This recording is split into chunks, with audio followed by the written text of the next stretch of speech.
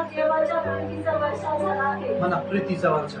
प्रीती म्हणजे प्रेम. देवाच्या प्रीतीचा, पवित्र आत्म्याच्या द्वारे देवाच्या प्रीतीचा वर्षाव आपल्यावर झाला. जसा पाऊस येतो तसा आपल्यामध्ये जेव्हा पवित्र आत्मा येतो, पवित्र आत्म्याला प्रीतीचा आत्मा म्हटलेला आहे, प्रेमाचा आत्मा म्हटलेला आहे. जोपर्यंत तुमच्या जीवनामध्ये प्रभू येशू ख्रिस्ताचा आत्मा येत नाही, पवित्र आत्मा येत नाही, तुम्हाला प्रेम येणारच नाही.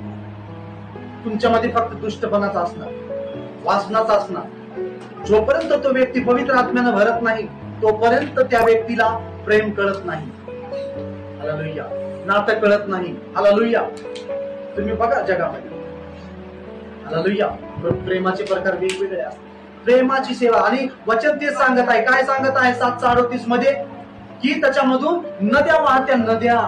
तुम्हाला नदीसारखं वाहत वाहत जायचंय, मला वाहत वाहत जायचंय. कुठं जायचंय?